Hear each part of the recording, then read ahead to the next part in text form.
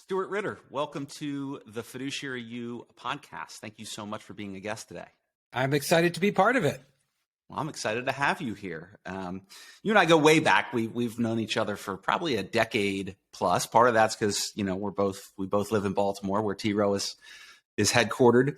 But one of the things I've always admired about you is the thought leadership that you do in your role at T. Rowe Price. In fact, we actually go back. What's funny now that I think about it, we go back longer than that, even before Greenspring, because my co-founder and I, Pat Collins, when we were at Morgan Stanley and Merrill Lynch, we actually started going to a NAPFA study group, the National Association of Personal Financial Advisors, and it was hosted by you at the T. Rowe Price campus. Yes, it was. I think that's when we first met. So we're actually talking about, probably 20 years ago.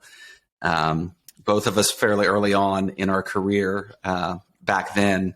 It was funny, all the people who went there because they were fee-only RIAs, and here are two guys coming in from two big wirehouses. They looked at they looked at us like we were the enemy. But that's when we originally met, probably 20 years ago. Yep. And you've done. Obviously had a tremendous amount of success at T. Rowe Price and played a really significant role in both the research that's been done, but in many ways, I think taking a lot of the research over the years that T. Rowe has done and being an evangelist for that within the industry. So why don't you take a minute for people who may not be familiar with you and your role at T. Rowe? Why don't you share a little bit about what that looks like from your perspective?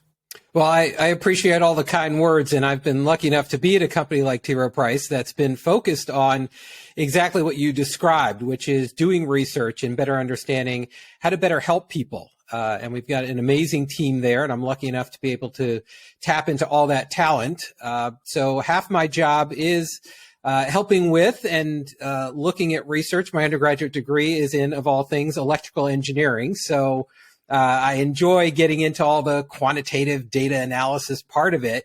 But then the other half, as you pointed out, I like the word and appreciate the word evangelizing, but it's the communication. It's how do you understand what story that data is telling and then go out and tell that story. So my job is a combination of the two, figuring out what's new and different, what is not quite aligned with the conventional wisdom. What have we not exposed to the bright light of an Excel spreadsheet that gives us some new insights?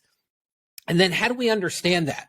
What are the implications when we're helping people? What are the implications for how people think about their retirements and how we help them with their retirement? So my job is a wonderful combination of understanding new things and then being able to share that story with others. And you do it well. And I'm really excited for listeners. You and I think I was still at Greenspring. So this was probably almost 9 months ago when we first, it might have even been longer than that. It might have been close to a year ago when we first talked about this episode. And you guys were in the midst of developing this research around retiree spending preferences, priorities, and patterns. And you recently launched that. We didn't get a chance to connect. We were going to try to, but down at the Wealth at Work conference in Nashville in October, you had a really well-attended session that unfortunately I was not able to attend, but I heard. Well, you were doing your own. Well, I think yours was better received. I heard incredible feedback about it, and you and I reconnected, and our mutual friend and your colleague at T. Rowe Price, David Norris, who was really kind of the driver of this. And so what I want to talk about, or what we're going to talk about today, is really around not just this research that you guys have recently published, but how advisors, especially, and those of us in the industry, but especially advisors who are really the tip of the spear as they're counseling individuals and employees, how they can take some of the conventional wisdom that we've often heard about retiree spending and turn that on its ear in many ways, and filter it through, I think, a new lens as they engage, communicate, and counsel individual investors. And as we have talked about this, and as I've read kind of through the research to prepare, what I really see it as is, I think, what you've created, both in terms of the research, the way you've communicated it, and even some tools that you guys have built that can be used by advisors, is I think you've created a really a better way to diagnose the preferences and priorities of retirees.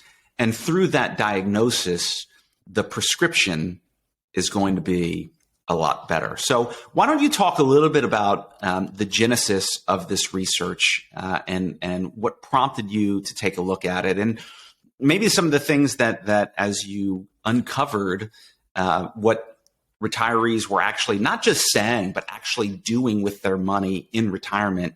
What were some of the things that surprised you relative to the way in the industry we've traditionally approached retirement spending and income in retirement? Yeah, we have this wonderful researcher at T. Rowe Price, Sudipto Banerjee, PhD in economics, spent a whole bunch of years at eBree doing research there. And one of the things he focuses on is, as you pointed out, actual behavior of retirees. So what are people really doing with their money? Excuse me. And when it comes to retiree spending, the industry has been working off of the very helpful 4% guideline for decades now. The idea that, when you hit retirement, you multiply your balance by 4%, and that's your first year spending. And then we assume people increase that dollar amount each year for the rate of inflation, and that lets them spend the same real dollar amount and maintain their lifestyle in retirement. So way to think about it is they buy a certain basket of goods and services that first year. They basically buy that same basket of goods and services. Now, there's some substitution in there, more healthcare, less something else along the way. But as prices increase, people just increase their spending through retirement. Or if we're talking about real spending, they buy the same basket of goods and services. So it's the same spending throughout retirement. Well, Sudipto looked at actual retiree spending. So he got a hold of the big database and did the analysis and said, wait a second, that is not what retirees are actually doing. So we had this idea in our heads, conventional wisdom of here's how retirees are going to spend. So we've built all these solutions, all this communication, all the words we use are built around the assumption that retirees spend a certain way. And what he found was when it comes to real spending, so we've got this idea that people spend about the same, inflation adjusted throughout retirement. He discovered that when you look at all retirees, they spend about 2% less than conventional wisdom each year.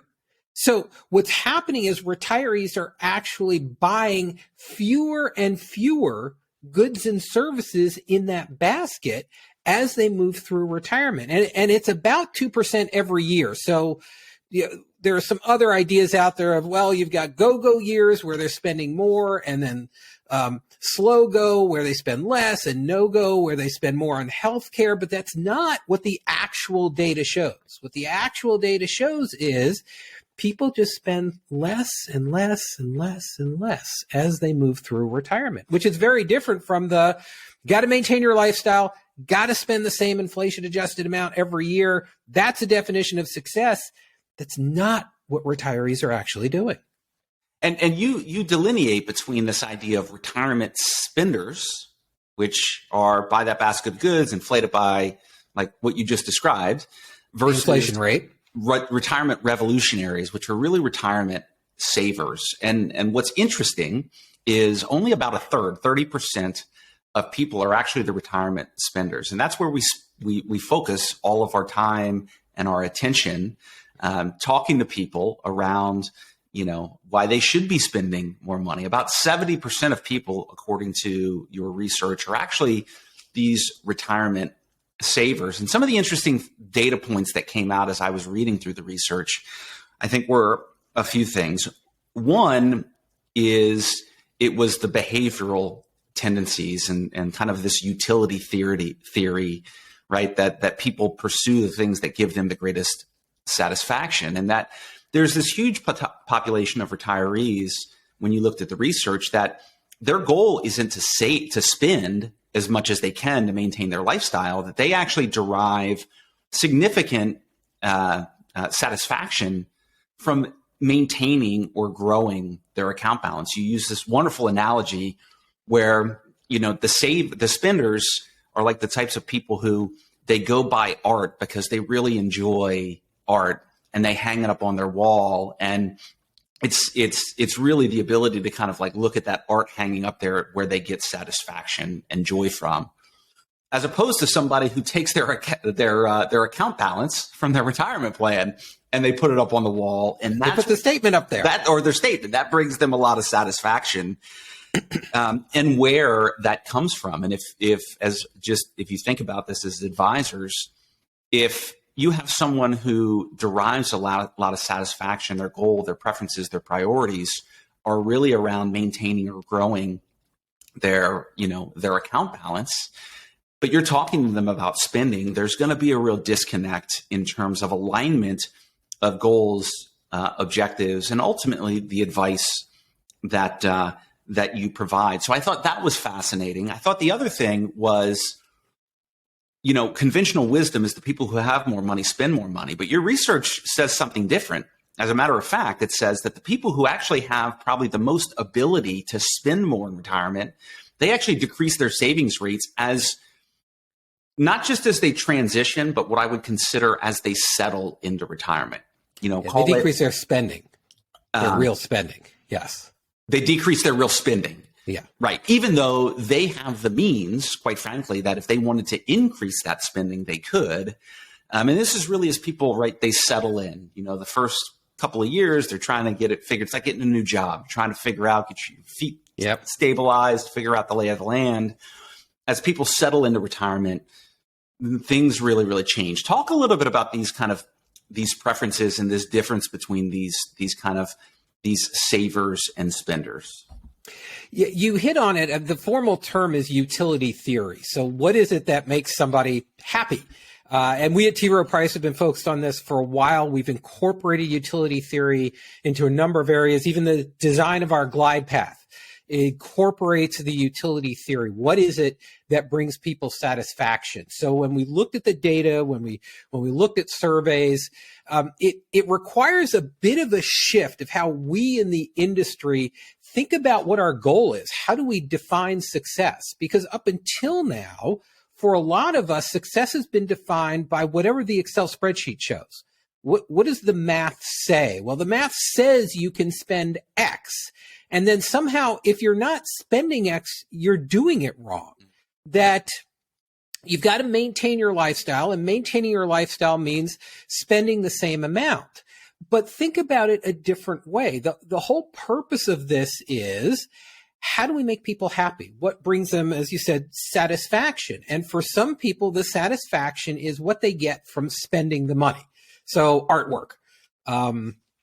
But for other people, the balance is its own source of satisfaction, which is kind of weird because we keep telling people, well, don't buy stuff now so you can save your money so you can buy stuff later on. And we get focused on the stuff, on the buying, that somehow that's the only possible thing that can make someone happy, the buying part. And as you pointed out, when we ask people, well, how do you view your balance? What do you see that doing? A third of people, 30% say, I see myself spending the balance. So what they're doing is they're adjusting their balance in order to maintain their spending. That's what we think retirement saving is for. But 70% of people flip that around. 70% of people say, I will adjust my spending. Specifically, I will decrease my real spending in order to keep my balance steady, in order to maintain or even grow my balance, because I get more satisfaction from seeing that balance than I would get from spending it on something else. I'm not going to get as much satisfaction from the artwork or fill in the blank of anything else. I get the satisfaction from the balance itself, the number that's in that account. And it's a very different way to think about the reason we as professionals are here, that it's not, okay, let's figure out how much somebody can spend and kind of force them to spend it. I mean, when I have conversations with people, and even when we were starting with this, but that's not what you're supposed to do. You're doing it wrong if you're not spending it. And when we got into it and started thinking about it, we realized that's really not the way we should be thinking about it. You talked about the artwork analogy. Let me give you another one. And again, this shifted the way we were thinking about it. So you've got somebody who's a foodie. They love going out to fancy restaurants. And me too. This I was going to bring. This up. You were going to bring that one up. Good job. All right. So you've got somebody who loves the buzz of the restaurants and the taste of the food and the whole experience of going out and dressing up and all of that. And that's their lifestyle. That's what they love doing. But let's say they move halfway through retirement, and instead of being in their mid 60s, now they're in their early 80s. And you know what? The sense of taste has faded a little bit. It's a little harder to hear, especially in noisy environments. Getting around is a little bit tougher. So instead of going to a fancy restaurant, the person decides they want to go to a diner instead, or maybe they even just want to eat it at home. Now, if we look at the numbers, we go, they're doing it wrong. They used to spend X dollars on eating out, and now they're spending less money on that. Then we sit across from the table from them and say, you need to increase your spending. You have to go out to the fancy restaurants. Otherwise, your lifestyle is going down. Your spending is going down. That must be wrong. When in reality, because of where they are in life and their life stage, going out to that fancy restaurant, well, now they can't hear as well. It's overwhelming. It's not as easy to get around. They get less satisfaction from that than they do from going to a simple diner or from staying at home. So as professionals, and maybe to take that a step further, and I think this is critical, especially for advisors to understand, is that preferences, priorities, and patterns are not static. Yes, they're that's where I was going. Yep, they can change over time, and one of the most important things is, and you know, this is kind of one of my, I've been putting this on LinkedIn in different cases. One of kind of my core philosophies that I've really leaned into over the past, since I left Greenspring, if you will, is that, you know, words matter because they influence the way we think, and the way we think shapes, you know, what we believe, and what we believe drives how we behave. And one of the most important things, I think, for advisors especially, is you want to make sure that you're always aligned with your clients. And when you're aligned with them, you're going to be able to counsel them. And if you can help them understand themselves better, understand those preferences, those priorities, understand those patterns, you're much more likely to be able to counsel them and advise them in a way that connects deeply with them. And when you can do that, you're going to have much higher quality engagement and connectivity with your clients, but you're also going to be able to counsel them better. And this idea, this static retirement experience as opposed to a dynamic is a really important thing for advisors. Would you agree that they need to be very attuned and attentive to how these things are changing with their clients over time? And they need to have a dynamic approach that's flexible to address where their clients are at different steps or milestones within their retirement journey. Is that fair? Absolutely. And to a large degree,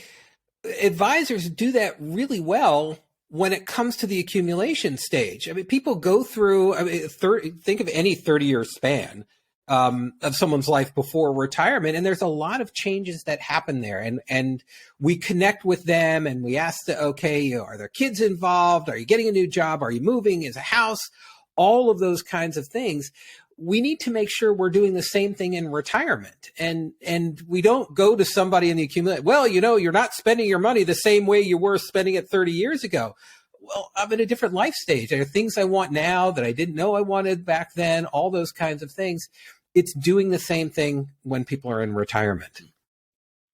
And do you think there's in some ways too, like this is, it's really about helping give permission to people to kind of behave according to the way that they're wired. And if you think about utility theory, the things that bring them a lot of satisfaction. If somebody is, if they want to spend, I mean, I've been through a really interesting, I kind of call it my little mini retirement leaving Greenspring. And for the first 3 or 4 or 5 months, I got to be honest with you, it was a lot harder. I had a bit of a rough time kind of like transitioning into this new reality of my life. A lot of lessons learned through it. But when you retire, and again, I had kind of a mini retirement, and then I realized 3 or 4 months in, especially at 46, retirement kind of sucks. Like I gotta do something, which was good, but I was amazed at how my relationship with money changed literally on a dime.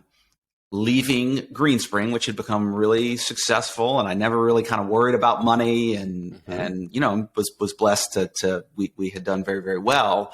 And then I transitioned, and I had an exit, and I now had a lot more assets than I ever thought I was going to have. But there's something in me where I went from an abundance mindset to a scarcity mindset, and it was a really jarring transition.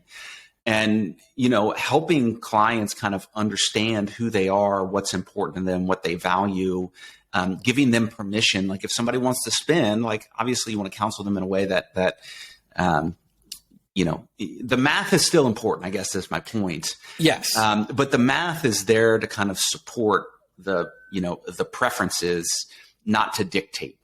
Right. What are your thoughts around that? Yeah, that's it. We need to look at both. And that means we need to look at both. Too often we're looking just at the math. What does the Excel spreadsheet say? Instead of looking at the person and saying, what's important to you? What do you want to do?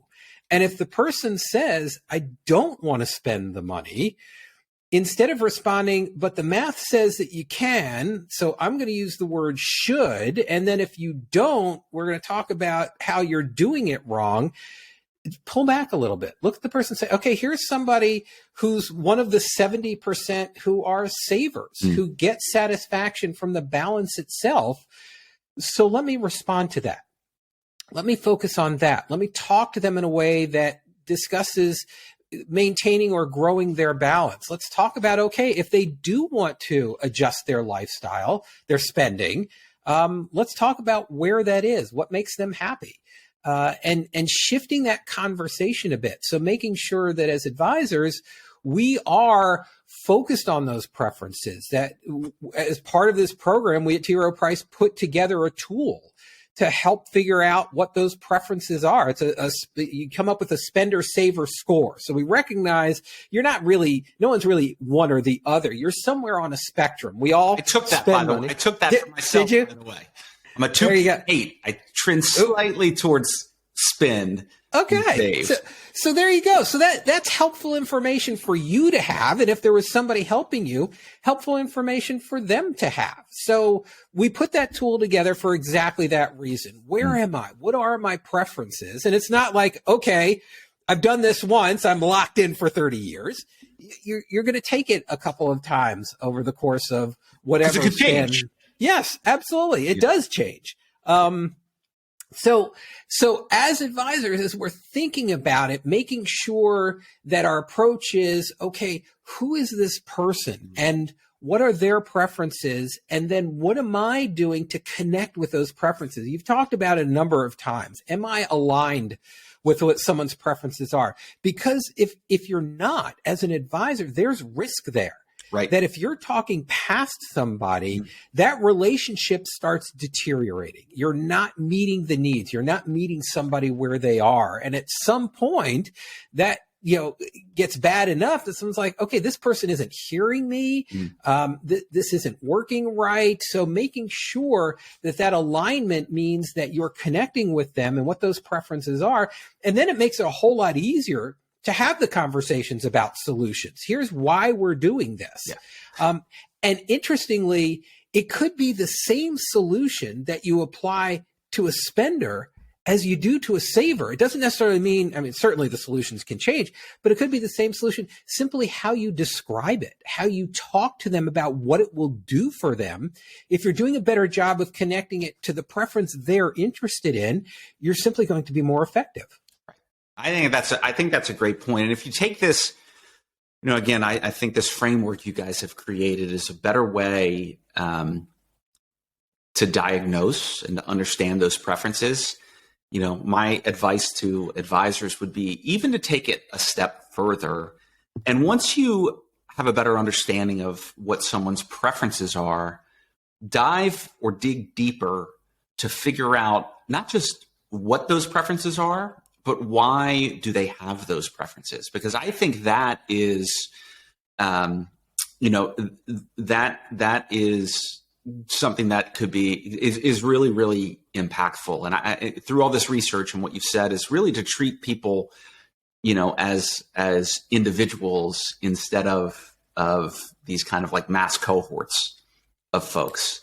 Some people, right, maybe they want to leave a legacy. And this is generally part of the planning. Advisors, I think, feel more comfortable with like the formulaic scientific. That's why we like spreadsheets, right? And Monte Carlo analysis. I'm with you. Right. It's not messy. When you start to get into, an understanding of why motivations are driving people, it can get a little messier. And a lot of times we don't want that, but understanding not only what people's preferences are, but the motivations behind those preferences. And I think this came out in some of your research. Maybe somebody wants to maintain or grow their balance. They want to be a saver because they have charitable inclinations, or they want to provide for their kids. Maybe they're risk averse. Maybe they're worried about this kind of unknown, like I don't want to spend too much early on because what if something catastrophic happens, right, in 15 years, like, will I be able to deal with that? It's really important to understand what those motivations are. Absolutely. We kind of bucketed the potential motivations into three areas.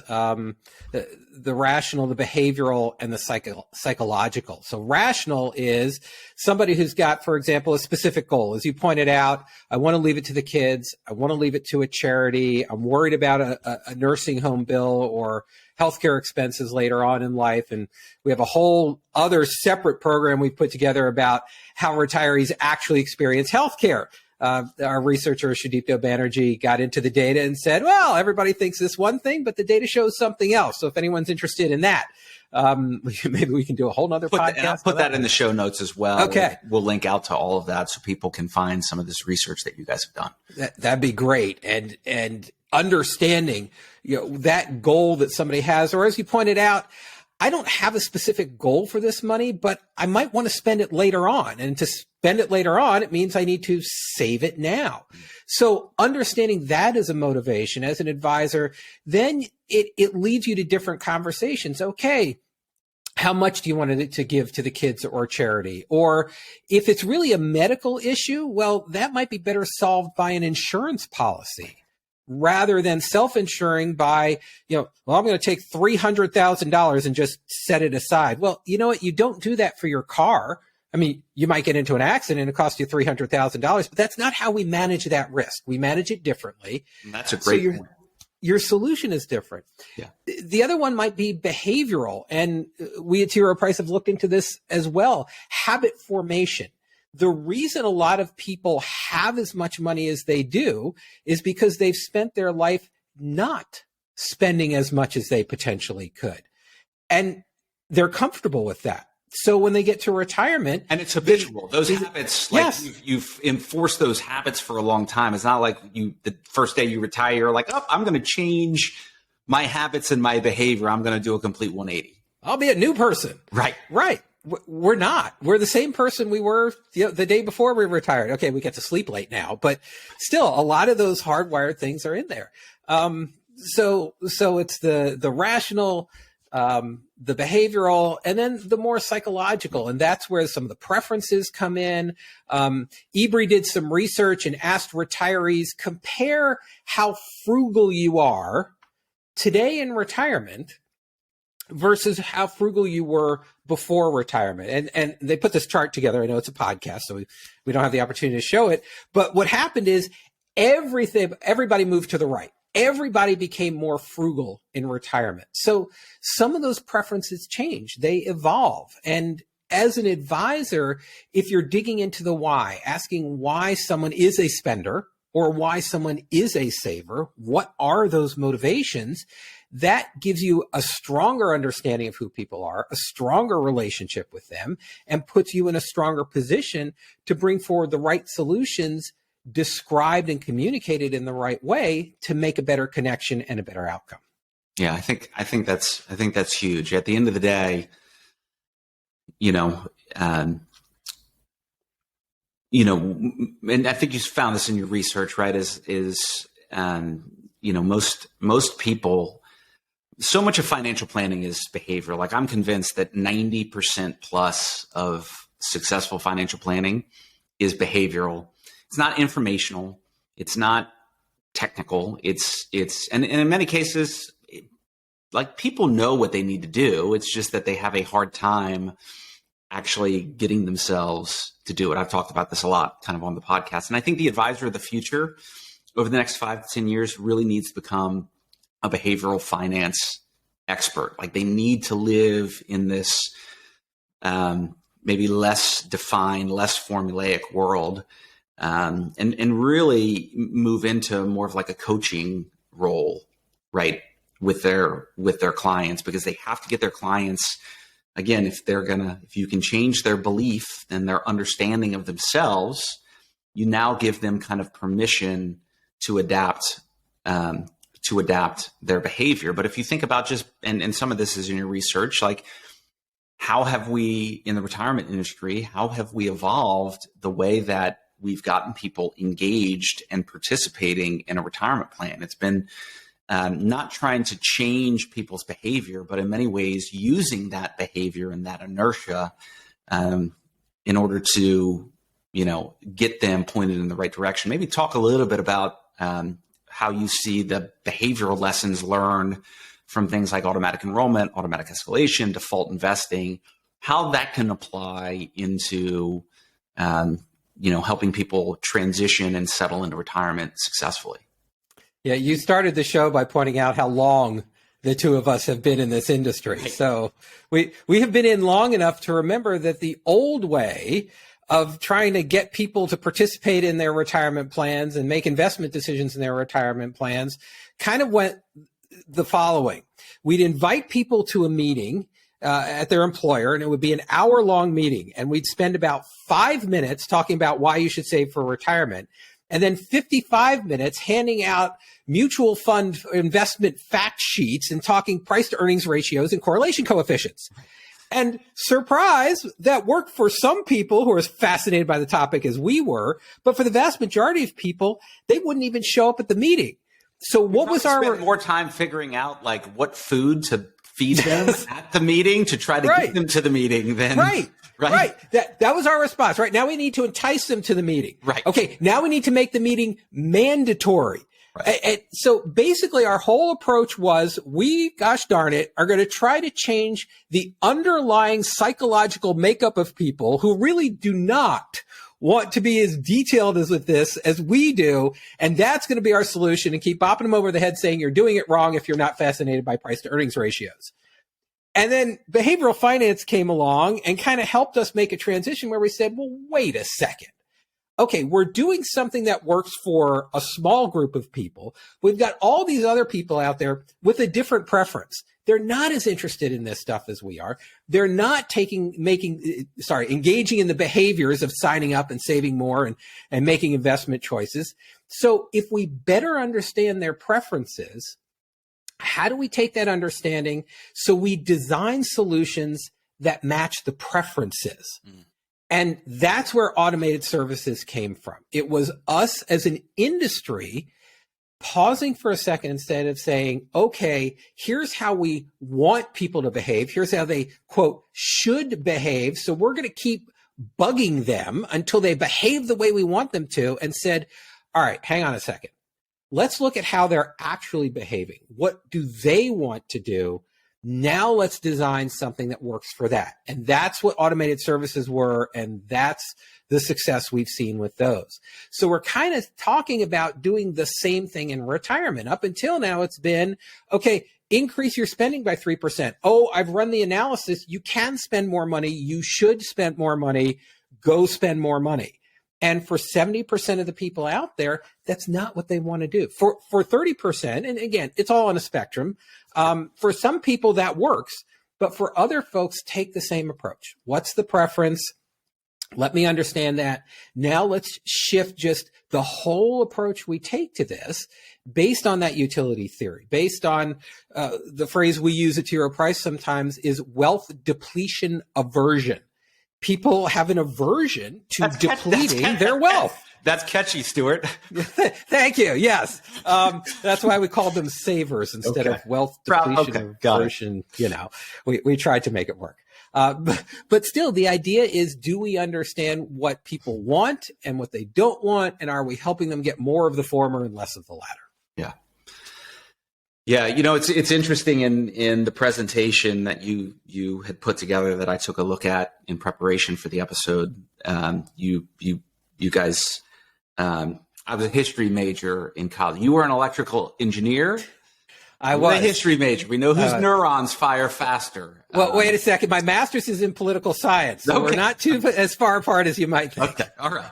Well, I still would say your neurons fire a little bit faster than mine. But you used an analogy from history, from the Revolutionary War with General Nathaniel Greene and kind of war fighting tactics.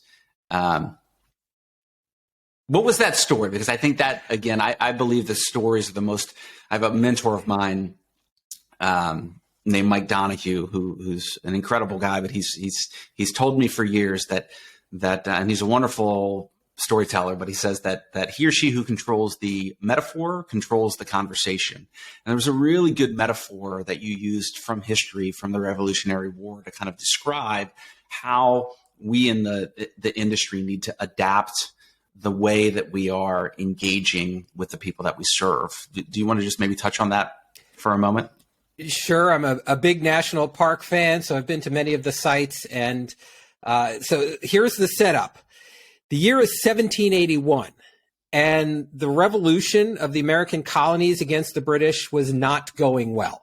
In the North, the British Army and General George Washington had kind of fought to a stalemate. So the British Army had sent part of their force down to the South, and they had been marching through Georgia and South Carolina and were basically winning the war. And they had moved into North Carolina, and George Washington said, all right, I got to send somebody down there to do something. So he sent General Nathaniel Greene down to the South to see if he could stop the advance of the British Army. And the two forces met at the Battle of Guilford Courthouse, which is outside Greensboro, North Carolina. Greensboro, named after Nathaniel Greene. I went to Wake Forest, which was in Winston-Salem, which was about 30 minutes from Greensboro. There you go. That's why I heat it up. Keep going. There you go. That's good. There's a connection. And every time you see a town named Greene, you may want to check out who it's named after. And let me do a quick aside about what was going on with the fighting forces for the Americans during the American Revolution. And many of you are familiar with this. There are actually two components, two groups in the American fighting forces. There was the Continental Army. So those were the professional soldiers. They were drilled in professional techniques. They had, issued equipment, things like that. And then there was also the local militia. And we're familiar with that. The local militia are the local farmers and hunters and so forth. And the tactics that the two groups were comfortable with were very different. The professional army followed the conventional tactics. They would line up in rows and the fields and face off with the other army, and the army's approaching, and they're standing fast and firing a bunch of times. The militia used more which was the traditional, just to kind of like put a pin in that, right? That was the traditional fighting style of standing armies throughout the world, right? And that's the way that the British fought. And so you had the Continental Army, which was a less superior fighting force going against a more superior fighting force, trying to fight the exact same way. That's it. And remember, all those folks who were leading the Americans were former British soldiers. So that's the conventional approach. The militia were more hit and run guerrilla tactics. So behind the trees, behind the fences, hit once, run, hit again. So the approach that the Americans had taken up until that point was to try to get the militia to behave like the professional soldiers. They would tell them, okay, stand in the rows, and as the British Army is coming, you stand there, you fire a whole bunch of times. And remember, it would take a minute or so to reload between firing. And it wasn't a very effective approach. The militia was not comfortable with that. They'd see this professional army coming, and they weren't inclined to just stand there. And it made it very difficult for the American military leaders to get this to work. So at the Battle of Guilford Courthouse, Nathaniel Greene made a fateful decision that changed the outcome of that battle and the ultimate outcome of the war. He said, okay, I've got these two groups.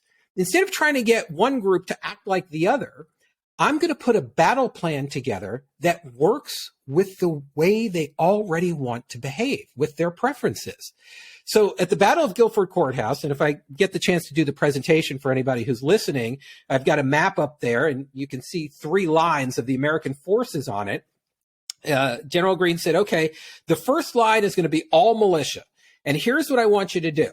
When we give you the order to fire, I want you to fire one time, and you're in the trees. I want you to fire one time from the trees, and then turn around and run behind the second line of American forces. And the militia's like, well, that's what we do anyway. So yeah, I'm in. Giving them permission to fight the way that they're naturally inclined to do. Exactly. Second line is militia.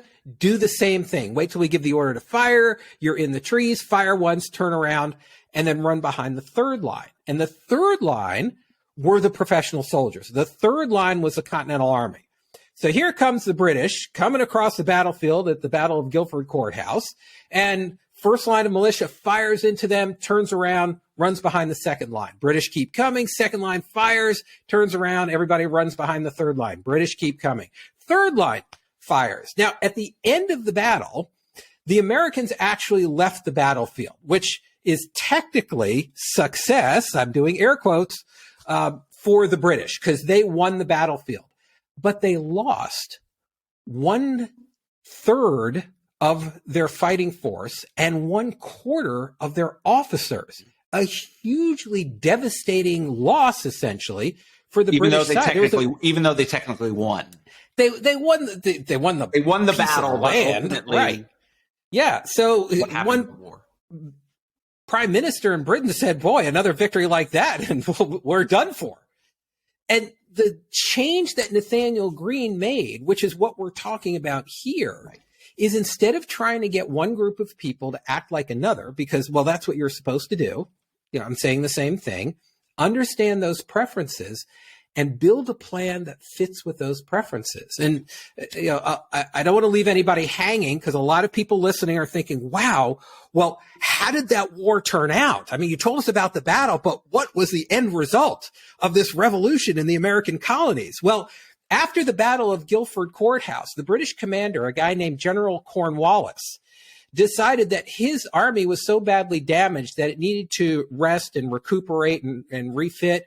So he marched his army to a place called Yorktown in Virginia, where George Washington and the French surrounded him and turned the world upside down.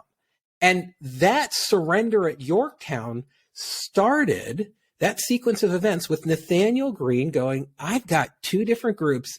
I'm going to change the way I approach them. And it literally changed the course of history. Now, we can have the opportunity to change the course of history for the individual people that we're helping by taking that same approach. What are the preferences? Yes, we look at the math, but then we look at the person and say, what is this person interested in doing? Let me give them permission to do what they want to do, and we'll build a battle plan together. Right. And that battle plan needs to be dynamic over time. Yeah. Right? As these things, and I think that's the biggest lesson as I kind of read through this, that intuitively, one of the great privileges of being in this industry, in this business, is that, and I think it's a huge opportunity, quite frankly, for the next generation of advisors as well, is to be able to walk with people through retirement. And the key is you want to stroll, next to them, right? You don't want to be too far ahead. You don't want to be too far behind. You want to make sure that, the relationship, you're kind of walking and talking together. And that's what ultimately, I think, taking a look at what you guys have put together, and using some of these tools that you've created in order to increase the quality and the effectiveness of those conversations. And like you said, it's all about staying in alignment. I use like a sports analogy, right? If you're in a close basketball game, and you foul out with, 5 minutes to go, and you're like the key player on the team, well, it's a strong likelihood that, the team may wind up losing. And so you want to make sure that you stay on the court for the duration of the game. And the risk for advisors is if you're not in alignment with your clients, there's a good chance you could foul out. That's obviously not good for you, but that's also not great for your client as well. And so I think what you guys have put together, and that tool, that spender saver score, it's really, really simple. It's like 5 or 6 questions that you go through. I mean, it's in a lot of ways, when I went through it, I was like, and I appreciate the simplicity, right? It's easy to make things complex, but it takes, genius to kind of make the complex simple, right? That's what Woody Guthrie said. But I was like, oh, this is really like a risk tolerance questionnaire for, your spending versus saving preference in retirement. That's it. Is that how you see, is that like some of the tools you guys have created? What's the best way for advisors to actually use and deploy them? Yeah, we deliberately made it simple. So thank you for recognizing that. We looked at what really drives some of this behavior. So we talked about a little bit earlier, the fact that people with more assets actually tend to decrease their real spending faster. So they start at a higher dollar amount simply because they have more dollars. But as I said, if you look at all retirees, you see real spending decreasing by 2 percentage points each year.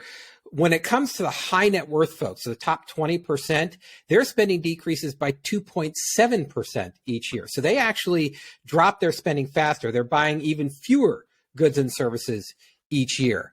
The folks at the bottom end of the scale, the bottom 20%, their real spending is pretty close to flat. Pretty stable. When I looked at the data, it looked like that. Yeah, that was it. So one of the biggest drivers of how people might adjust their spending in retirement is their net worth. So the first question, as you probably recall, had to do with what your net worth is. And then the other 4 questions are preferences questions. So we start asking you about things like, how do you view your balance? How do you see, how do you view spending? How do you feel about it? So it gets much more to the other side of the brain than just what the math would show. So keeping it simple, giving people a sense of it. But then, as we talked about earlier, got to get into the why. What's driving it? What's motivating the spending behavior, or what's motivating the saver behavior? And let me go back and give people some insights into how the savers manage to keep that balance intact. Because you alluded to it a little bit where you said, okay, you've got the first couple of years of retirement where people are figuring some things out. Here's something else the data showed us. The way savers are actually behaving is from a mental accounting standpoint. So we're right into the behavioral finance again. Here's what people are doing. They're looking at 5 big spending categories. The Bureau of Labor Statistics goes out, does a survey about how people spend their money, and they put it into a bunch of categories. So when we look at spending in 5 categories: housing, clothing, transportation, food, and healthcare. So those 5 categories. Which you called foundational spending, basically. Foundational 5. The foundational 5. Right. Got that alliteration going. Foundational 5. That is better than wealth depletion aversion. You know, you got to have just one man's opinion. I appreciate the feedback. I'll take that back.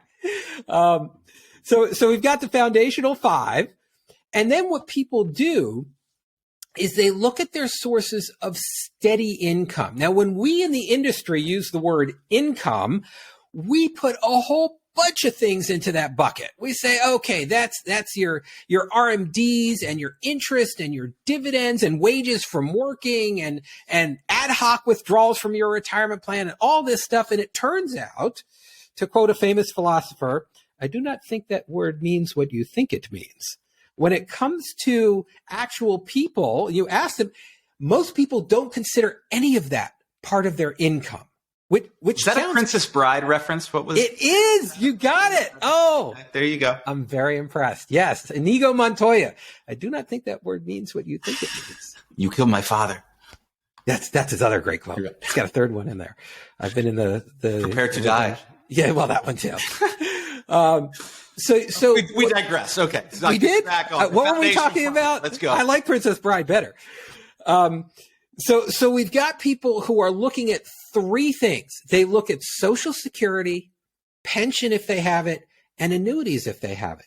What people look at is their steady income, the money that's coming in automatically every month without them doing anything. So if I withdraw money from an account, I have to take an action to do that. What people are doing is mentally, they're matching their spending on the foundational 5 to whatever their income is from Social Security, pensions, and annuities if they have them. And if they do that, it means they're keeping their balance intact. That's how people, the savers, are maintaining and then potentially growing their balance depending upon how it's invested. So as an advisor, when you're talking to someone, understanding where they are on that spender-saver spectrum, and then recognizing that what the savers are doing is they're looking at that steady income. And the first couple of years in retirement, you see spending on the foundational 5 as higher than what their steady income is. But very quickly, like within 5 years, the 2 lines are almost overlapping, that people have adjusted their spending to match their steady income. And that's what keeps their balance intact. Yeah, I thought there were some interesting things. Just one, when you guys look back, I think, we always hear about, the old days, everybody had a pension. And I know this is a Nevin Adams thing that he said that's actually not true. And even in your data, when I look back, like in 1989, I think 40% of people actually had a pension. So not everybody had a pension, only 40% of people. As of 2016, I want to say the number was something like somewhere between 15 and 20%. So obviously we know that pensions are going away, which, when you start to think about product mix, maybe things like immediate annuity becomes a way to, for people, if they're really thinking about like my income is more around what's just that steady kind of guaranteed, if you will. I mean, maybe this is where a product mix where it, maybe it's guaranteed income in a 401k plan. Maybe it's a immediate annuity that somebody buys in order to kind of like synthesize, a pension, and so on and so forth. But really thinking about kind of product mix and the solutions that are then deployed. I thought it was interesting in looking at the research is that, you always hear, and I think one of the key takeaways here, right, is that conventional wisdom and rules of thumb are elegant in their simplicity, but may not match up with reality. You always hear about people spend 75 to, 80% of their pre-retirement income. Like that's the number that you have to get to. But, what was interesting was when you look at that kind of transition phase, call it the first 5 to 10 years, you had some people, the range you guys used was like 80 to 120%. You actually have some people, a smaller percentage of people who, once they retire, they spend more than they did pre-retirement. You have a certain segment that spends about the same, and then you have a larger segment that actually spends less.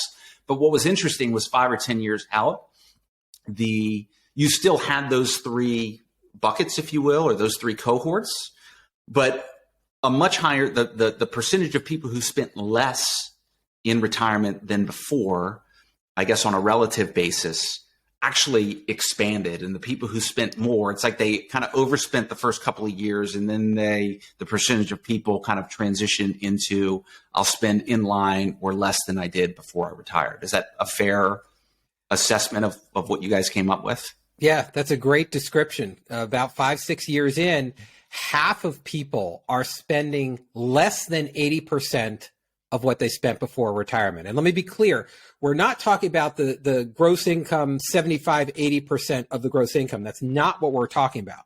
This is looking at spending. So what were people spending before retirement, and what are they spending after retirement? And again, conventional wisdom says, well, to have the same lifestyle, you need to spend about the same. So we expect people to spend about the same.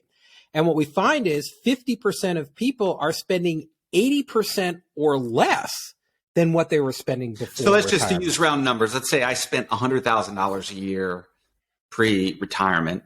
You get people who kind of fall in the, 50% of people like 5 or 6 years out were actually spending less than $80,000 a year. That's correct. Right. That's what it showed. And again, so how are they doing that? Okay, they're moderating their spending on the foundational 5 to what they're getting from the steady income. And your point about product mix is an interesting one. So think about both sides of it. So people are spending to their steady income. Well, if they want to buy an annuity, well, that means immediately depleting their balance. So recognizing where people's preferences are and understanding it at a more deeper level gives us an opportunity to have better conversations with folks. Because if we're talking about solutions that don't align with those deeper preferences, even if the math says something or conventional wisdom says something, again, we're right back to that disconnect. Right. Where I love your analogy, you don't want to foul out. If you're not in the game, you have zero influence. Right. So the more you can recognize what people are looking for and see all sides of it, the better a position you're in to have those conversations and come up with a solution that fits somebody. Right. One of the things as we start to kind of wrap up, you had mentioned was, and maybe you could talk a little bit further, because I just think it's interesting. I'd be interested in how you guys do this, but you had mentioned this idea of utility theory is kind of built into your glide path within, T. Rowe's target date solutions. Like, what does that mean? How exactly is that done? Well, that would be the opportunity to bring in our investment professionals to the podcast. So I'm not the right person to get into the detail there. What I can say is that we're recognizing that utility theory and focusing on what gets people to the point where they're gaining that satisfaction, that's the focus we all need to be having in the industry. I mean, certainly the math is there. Certainly all the analysis is still there. It's being additive. It's bringing in something that you're not getting anywhere else, whether it's in a glide path solution or as an advisor. If you're having these conversations with people where you are talking about their preferences, where you are focused on utility theory, probably won't use that phrase with the actual individual, but you're doing things other people can do, and then you're doing something else. You're doing something more. That helps differentiate you and brings it into the conversation. And the other thing I wanted to mention has to do with the retirement plan design itself. So it's what kinds of things are available. If you've got somebody who is a spender and wants steady income coming out of that retirement plan, is there a systematic withdrawal option? Is that part of the plan design? If you've got somebody who's more of a saver and only wants to take out money when they have to, is there an ad hoc option? So thinking about the plan design, thinking about the investment options that are in there, if you've got somebody who wants to maintain or grow their balance, Are the investment options available to do that? Are there adequate equities so that people can do that, whether it's within a glide path solution or available separately? And then the other thing to really pay attention to is the communication. How are you talking about what those options are within the retirement plan? Because as you pointed out, it's not as if people just suddenly change when they get to retirement. Because one of the questions I get is, well, it sounds a lot like you're talking about retirees, but of course the people in the retirement plans in the accumulation stage, they're not retired yet. Well, yeah, but they're still the same people. Right. So if all you're talking about in your communication is, hey, this is going to help you spend your money when you get to retirement, deplete your balance. We're going to talk about how to decrease that balance for whatever, and turn it into income, whatever, those kinds of things are that may be attractive to some people. Think though about all of the words you're using and all of your communication. Are you communicating to the savers? Are you talking about potentially maintaining and growing their balance? Are you talking about, maybe you will change your lifestyle in retirement instead of saying, oh, you have to maintain the same lifestyle or you're doing it wrong. So looking at the communication that's associated with that retirement plan as well, and making sure that you're accommodating both people and understanding those preferences appropriately. And I'm just something that kind of came to mind, again, trying to think about how advisors can make this, actionable, especially if you're doing, you have a financial wellness offering, or, if you've got kind of mind share with participants. One of the interesting things, if you're an advisor and you are engaging with participants, would be, maybe you help people walk through these 5 simple questions to understand who they are. And then you figure out a way, maybe in your CRM, you categorize, people between spenders and savers. And maybe you have a way, you build in a way to track that. So the communications then that you kind of have a multivariate communication strategy where, you're reaching out to the people, to the employees within your plans with the types of communication that match their wiring pattern and their preferences. You're going to have a much higher possibility of connecting with them if you communicate with the, using the language that they can understand. So that's just probably if I was still in the business of engaging with employees and participants, like that's one of the things I would be trying to elevate as an advisor is, how do I help as many participants as possible understand the way they're wired? And then how do I come up with communication strategies and outreach to target those folks? So, yeah. And exactly what you're talking about. We've put a program together that even moves beyond spend or save, our visualized retirement program, which gives people the opportunity to really think about the kinds of things they want to do in retirement, who they want to spend time with. You mentioned kind of your practice retirement there being a rough patch. What's the why that people have? What gives them meaning and fulfillment, and doing that proactively so that they've got a better sense of who they are now, who they might want to be in retirement. And if there's a spouse or partner involved, as we all know, not everybody's the same as everybody else. So where do they each fit on the spender saver score? What visions do they have for retirement? So all of these opportunities, and we've got an e-workbook available so people can go through the visualizing process for their retirement. All of these things can help you as an advisor be more effective, as you keep pointing out, Josh, on understanding the person, understanding their behavior, understanding their preferences, connecting with them on that level.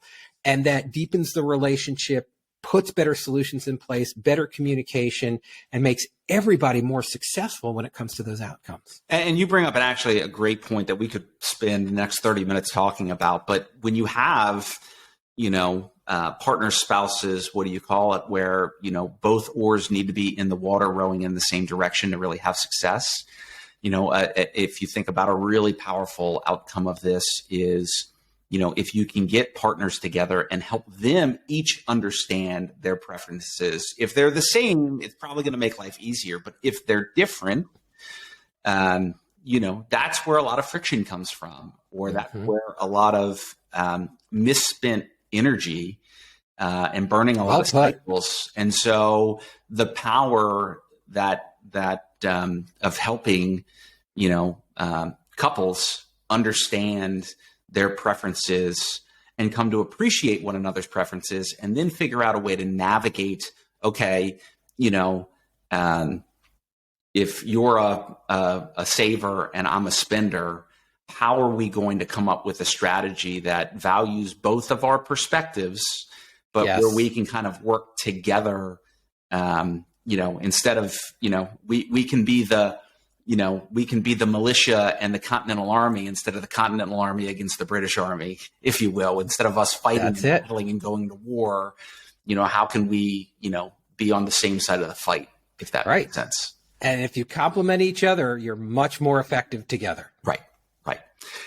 So where this was awesome. I am I'm a research geek. So like when I was reading all this stuff, Stuart, I was like, this is right up my alley. But where can people go to stay connected with you, and to learn more about some of these really good resources that T. Rowe has developed and offer? You can contact your T. Rowe Price representative. If you have one, you can come to our website, troweprice.com/FI, for financial intermediaries. And we have all of the programs that I described there, as well as a host of other information, the white paper that was built based on the research, and then the presentations we've put together, the tools that we have available. So get in touch with us, whichever way is easiest for you. We want to match your preferences. And then we'll make sure that you've got the information you need and the tools you need to put this into action and be more effective helping people. Awesome. The one question I ask at the end of everything, so right before we wrap up, is, one of my personal missions is to teach people to be better fiduciaries and to make them smarter fiduciaries. I always ask guests, what's your one best piece of advice that you would give to somebody who is a fiduciary, whether it's an advisor, whether it's a retirement plan committee member? What would be your best piece of advice? The more you can understand what someone's trying to accomplish, the better a job you're going to be getting them the right solution. All right. I like it. Succinct. Good. There it is. Well, Stuart Ritter, it has been a really enjoyable conversation. I thank you so much. And I think this was for advisors that actually want to, they want to kind of take the next step, and they really want to start engaging with understanding the why and not just the what with their clients. I think you guys have put together some great resources. So thank you so much. And it's been a lot of fun. Well, thank you for the opportunity to be here. Congratulations on the success that this has had and all the growth that you're experiencing. I'm thrilled to be part of it. Thank you. Awesome. Thanks.